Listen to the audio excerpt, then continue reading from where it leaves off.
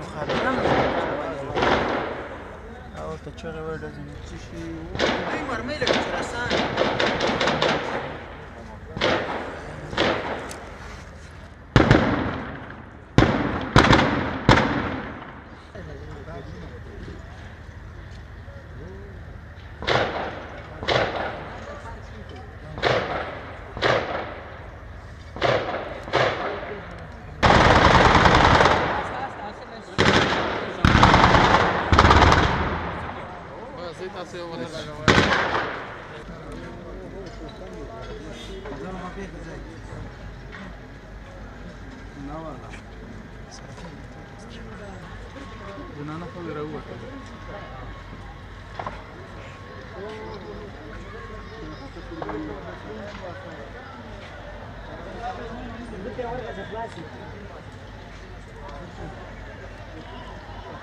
كشيلة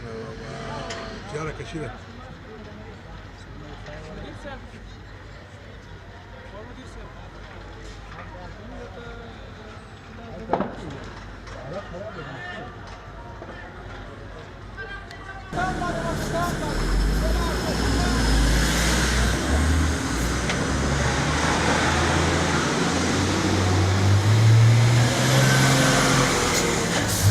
دلته هغه کورنۍ چې خپل خپلوان په دفتر کې کار کوي دوی هم په دې لټه کې دي د ټلیفون تماسونه نیسي ځینې د پیغامونو له لارې له خپل خپلوان سره په اړیکه کې دي او د هغوی له خوا ته هم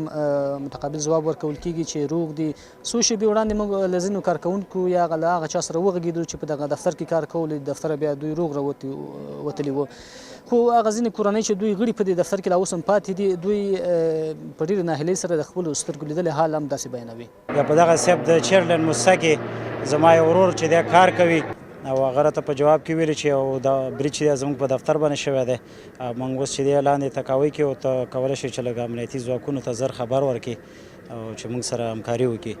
او د اول د ډزو فایرینګ وشو اول یو دوه درې دانې ډزې وشو د هغې نه بعد مین ته انفجار ورکړه د کور په مخه کې او بیا د هغې نه بعد جنګ دوام وکړ نو شاوخوا چې څومره کورونه و ټولو کورونو زنانه ووسلې د کورونه خالي شوي دي نن سهار تقریبا 9 بجې کېدونکې وې چې هلته د ننګرهار په درېیمه ناحیه کې د ماشومانو د ساتنې په ادارې یا د سیف د چلډرن په ادارې باندې 3 ځانمرګو برید کوونکو برید وکړو البته د عیني شاهدانو په وینا لومړنیو برید کوونکو یې همدغه هلته څو مترۍ کې چې دغه دفتر لیدل کېږي لومړني په همدغه دروازه کې چاودنه ورکړله او نور داخل شول تر اوسه د مرګ ژوبلې په اړه هم دقیق معلومات نشته خو د ننګرهار د عامې روغتیا د روغتون مسؤلین بیا د وایي چې د عامې روغتیا روغتون ته 20 تنه ټپیان ورکړل شوي دي چې څه یې له درملنې وروسته رخصت شوي دي دوی وایي چې په دې کې یو تن وژل شوی هم دی تر دې د موضوعي روغتون ته یو تن شهید راوړل شوی ده او 20 تنه ټپیان راوړل شوي چې په ټپیانو کې تقریبا 15 تنه موږ رخصت کړل کورونو ته لاړه 15 تنه چې دي د هغوی لوی جراحي عملیاتونه ترسره شوي دي او د هغوی وضعیت هم قناعت بخش ده او انشاءالله په دې صحت د ناحیې نه ټپیانو ته هم کوم تشویش نشته متوقع کومرونه چې دي هغوی لپاره هم ټول امادګانې وجود لري چې په خیر سره دا حادثه ختمه شي نو انشاءالله د موږ ټول ټیمونه هم په ساحه کې هم دي او هم په شفخانه کې اماده دي